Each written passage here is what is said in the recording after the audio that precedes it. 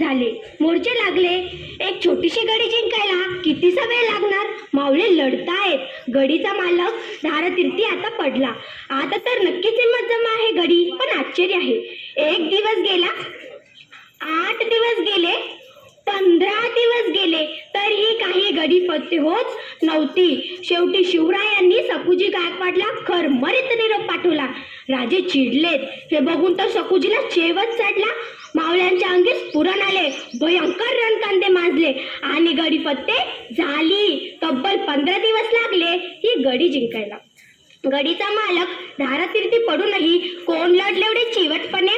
ही गडी लढवत होती एक स्त्री, सावित्री देसाई तिचे नाव.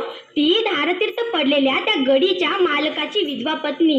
तीच लढत होती ही गडी. ती फक्त विधवा पत्नीच नव्हती, तर ती एका बाळाची आई सुद्धा होती. शिवरायांना मावळ्यांच्या विजयाची वार्ता समजली. त्यांना कधी एकदा गडीपाशी पोहोचतोसे झाले. राजे गडीपाशी पोहोचले. बघतात तर काय, तिथे सकूजी नव्हते. थोड्या वेळानंतर सकूजी सावित्रीला कैद करून हजर झाले.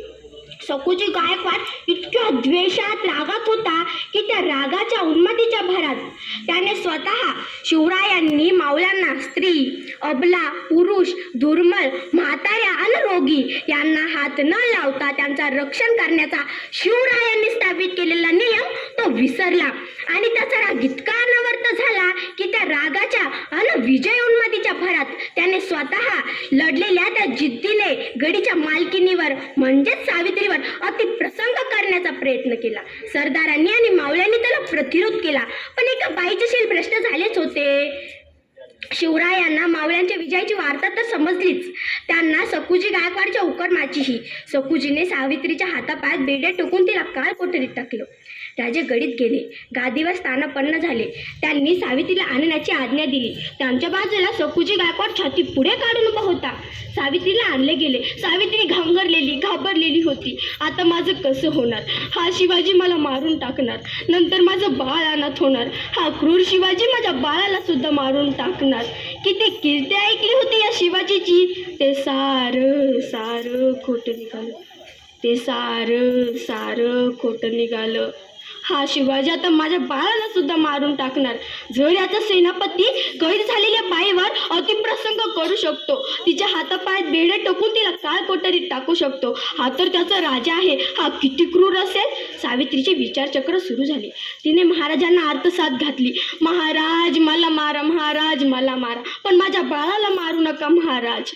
हे तिचे करुण शब्द ऐकून शिवाजीला जे गैरवरले, त्यांनी तिच्या बाळाला आणण्याची आज्ञा दिली. बाळ आणले गेले. महाराजांनी बाळ हातात घेतले. सावित्रीचे काळी धडधडत होते. महाराजांनी आज्ञा दिली की सावित्रीला बंदमुक्त करा. सावित्री पळत जाऊन महाराजांच्या पायावर जाऊन पडली. महाराज माझ्या बाळाला मारू नका, महाराज माझ्या बाळाला मारू नका. शेवटी शिवरायांच्या मुखातून सावित्रीसाठी शब्द बाहेर पडले. ताईसाहेब, ताईसाहेब, कोण म्हटलं मी तुम्हाला मारणार आहे आणि ह्या बाळाला मारणार आहे? आता तर मी तुम्हाला ताई म्हटले. हा बाळ माझा भाचं नव्हे.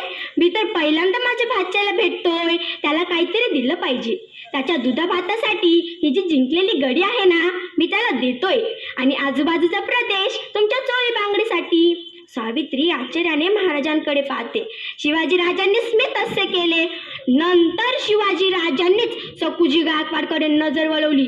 सकूजीला पाहताच महाराजांच्या डोळ्यातून अंगारे बसायला लागले. ते संतापाने थरथर कापायला लागले. त्यांचा हा रुद्र अवतार बघून सकूजी गायकवाड थोर पडून गेला आणि तो पळत जाऊन महाराजांच्या पायावर जाऊन पडला. महाराज माफी द्यावी, महाराज माफी द्यावी, पुन्हा असं घडणार नाही महाराज. हे त्याचे बोलणे ऐकून शिवरायांचा अधिकच तीर पापड उडाला.